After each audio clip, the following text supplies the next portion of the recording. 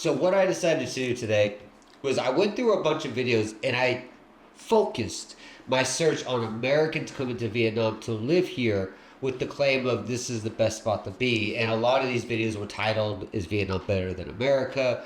Why I left America to live in Vietnam. This was guys, this was expats, this was females, these were Vietnamese Americans, these were white Americans, these were black Americans. What I did was I broke down a bunch of their goods and their bads, and I wanted to talk about today as somebody that's lived here for, geez, it's been like 10 or 11, 12 years now. And these people doing these videos have only been in Vietnam for like 1, 2 years maybe. I wanted to kind of break down what the longevity part of it is and what the benefits are, what they said were the good things, and do they still stand the test of time after 5, 6 years? Like, do you really want to come to Vietnam where the parties are cheap and do that 8 years later? Let's get into this and let's talk about, is Vietnam a better spot to live than America? So the very first thing that came up from every person that talked about this was it's cheaper to live in Vietnam. The affordability of living in Vietnam is ridiculous. When it comes to like the food and the daily stuff, it is definitely way cheaper. And one thing you start to realize, not quickly, but you do realize, is the food in Vietnam is good. And on paper, it's ultra healthy, right? I mean, it's all vegetables, it's noodles, it's meat, right? But the thing about Vietnam food is, it's not so much the food, it's how it's handled, how it's cooked, how it's stored. I've been in restaurants where they clean stuff in the bathroom, and like right next to it is the actual stall, right? They're cleaning your food, they're cooking your food. I've seen oil that's been recycled. I've seen hot water that was reused. So there's definitely a lot of shortcuts that are taken out here when it comes to the food. When it comes to street food, I know a lot of people always say like, well, they have the plastic glove. Bro, that's the same glove they've been using for like 2 weeks, you know? Now, when it comes to the nightlife out here is ridiculously cheap. Like, I have no disagreements with any video I saw that was talking about nightlife. Like $20, $500K, $20 will get you a wild night. And you're going to do whatever you want. You're going to forget half the night. Like, it's crazy. Like, it makes Las Vegas look like a boring day. So the nightlife is definitely cheaper than like California out here, 100%. Dude. And then the last part that was talked about is the transportation. The cool thing about living in the city in Vietnam is transportation is so easy. If you're in Da Nang, if you're in Hanoi, if you're in Saigon, you got grab bikes everywhere. You can literally go anywhere at any time. As long as you have an iPhone or an Android with the grab app, you can pretty much get picked up and they'll take you anywhere for a couple dollars. And if you do buy a motorbike, you're looking at like 50, 60,000 to fill a motorbike up. And it's enough gas for the week. What, $3 to $5 a week for gas? So like $20 a month for gas. Get you everywhere. Like, that's ridiculous. Now, the next one came up a lot was learning the language. If you're gonna live in Vietnam, it's good to learn some of the basics. My advice for learning Vietnamese is learn some of the basic food names in Vietnamese, learn how to ask for them, how much it costs. That's really it. And then go out there and you just kind of stack up on it. And you should be able to learn Vietnamese like 2 or 3 months. It's really not that hard. Now, I did see one guy say this, like, in America it's harder because everyone expects you to speak English. And in Vietnam, they don't, per se. I'm going to counter that and say that's not true. If you don't speak Vietnamese and they don't speak English, they're just going to want you to point at something. Vietnamese have no patience if you don't speak the language. Vietnamese are very nationalist people. Like, they love their country. And if you're coming here speaking Spanish, or if you're speaking English or German, whatever you're speaking, and you speak no Vietnamese, they don't have time for you. Like, they might be like, where are you from? What's your name? And then that's the end of the conversation, right? Definitely, if you're going to be here, I would suggest learning a language. It's easy to learn. With that being said, though, let's talk about the bad things that everyone was talking about. The number one thing everybody said about living in Vietnam and leaving their home country of America was just missing family. Nobody ever wants to come out here. It's too far. And this place is just, it's chaos, man. It's a third world country. You are going to miss family. I think that is definitely a big thing. Number 2 is the weather. Weather in Southeast Asia in general is pretty extreme. Like, it's rainy season, it dumps. When it's not rainy season, it's overly hot. Get used to it. It's just what it is, man. Have clothes for everything, and you're good to go. There's always an AC going, and if it's raining, there's always a raincoat to put on, right? That's pretty much it. Let's talk about the traffic. This is something everybody talks about. People do YouTube videos about how to cross the road in Vietnam.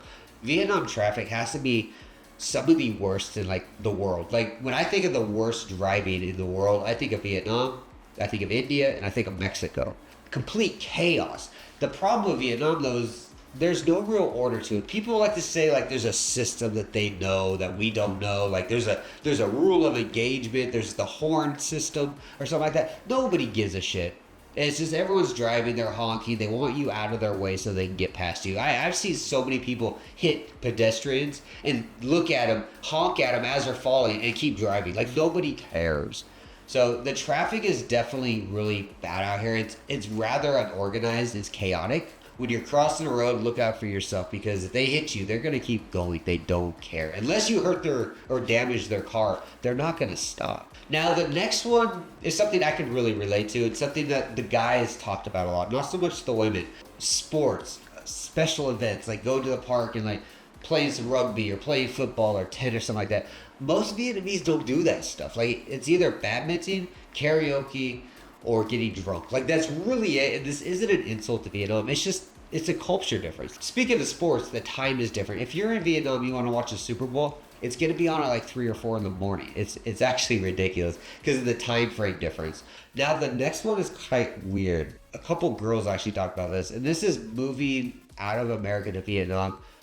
And their advice was don't try to avoid problems back home, because when you move to Vietnam, everything amplifies. And I have to agree with that. If you have problems back home, and I'm not talking about legal, like you like rob the bank, but if you have emotional problems back home, if you have relationship problems back home, you can't make friends back home, you feel lonely back home, get help. Talk to your family. Figure out what's going on. Like, do what you have to do. Moving to Vietnam will not solve that problem. And this is something I witnessed a lot, is people come to Vietnam to hide. They try to get away from their problems back home. Don't do that. This is such a mistake, because you end up drinking your life away. You end up making mistakes. You end up creating more problems than positives. And if everything hits the fan like a black swan, like the pandemic, and you have to go back home, what do? If you are leaving home to come to Vietnam, or anywhere in Southeast Asia for that matter, don't do it because you're trying to get rid of or get away from a problem. Do it because you're free and you have that choice to do it. Now, the last few things I want to talk about are related about retirement and staying here long term. I told you we were going to talk about longevity. Here it is. So the first one is Vietnam's a dynamic country, and I mean that in regards to where you live. You could be in beautiful spots like Hoi An, where it's a very beautiful French city, kind of southern Vietnam. Very beautiful, very calm. These spots never stay the same. When you move into a neighborhood, let's say you find this neighborhood, you get this nice house. It's very quiet. It's very chill. You know, your neighbors are nice. Those people are going to move soon. Somebody's going to buy a bunch of houses in the area and turn it into a store or a shop. Somebody's going to turn their house into a bar. Weird things happen. So when you move into a new neighborhood or a new house and you feel like this is it, I'm happy, I'm retired, it's going to change within a few years. It always does. I've never lived somewhere in Vietnam where it didn't change over time. And for better or worse, it's typically for worse. It gets louder, especially now. And a lot of people are suffering. So they're starting to have to open their houses to make them into shops, into karaoke bars, into all this weird stuff. And what that does is that really kind of makes the neighborhood noisy. It makes it more dirty. It makes it more polluted. It makes it more chaotic. And this is stuff that happens in Vietnam. So when you want to retire, you have this idea of like this perfect home, this perfect scenario, this situation. In Vietnam, you can't guarantee that long term, because it always turned into the same kind of situation. Somebody turned their house into a karaoke bar. Somebody opened a business and they decided, let's have loud music every day to draw in the customers. Something weird happened, and it was just what it was. So keep that in mind. And that brings me to this kind of a known meme out here in Vietnam. We call it the year of the 7. The year of the 7 is this idea of after 7 years, most Western people leave. If you have a standard deviation normal model, people that stay in Vietnam are on the third standard deviations. People can't cope with the noise, the pollution, the constant smoking, the karaoke. This is just kind of a common thing. They take their Vietnamese wife, they go back to their home country, or they go to a different part of Southeast Asia, or they just stay here and they're angry people. Like, I think that out of all the people I know that stay here after 7 years, like 95% of them are angry people. They're just pissed off all the time. They came to Vietnam thinking they're going to retire. They're stuck here. They can't afford to go back home anymore because they're stuck on this lifestyle, and they're just pissed off. So 7 years is quite a long time to be here. So you have a long time to kind of figure it out. But my advice with this is don't throw everything into this one bucket. Make sure you have your investments, your crypto account or your Fidelity account, something that's building wealth while you're here. Don't just throw it all in a basket. I'm gonna live me it up forever. And just kind of a food for thought before we get out of here, because I hear a lot of people in these videos, they're always like, living in Vietnam is so much better than living in America.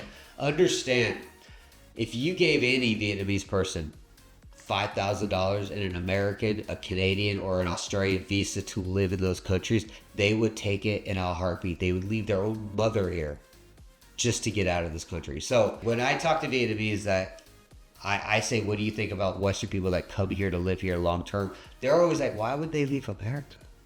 Why would they leave Australia? Why would they leave the UK and come here? Like, switch me, you know? So that's just kind of some food for thought. These are just some ideas that I saw in a bunch of videos, people talking about what's good and bad about Vietnam, living here, leaving America and coming here. Do I think it's better than living in America? 100% no.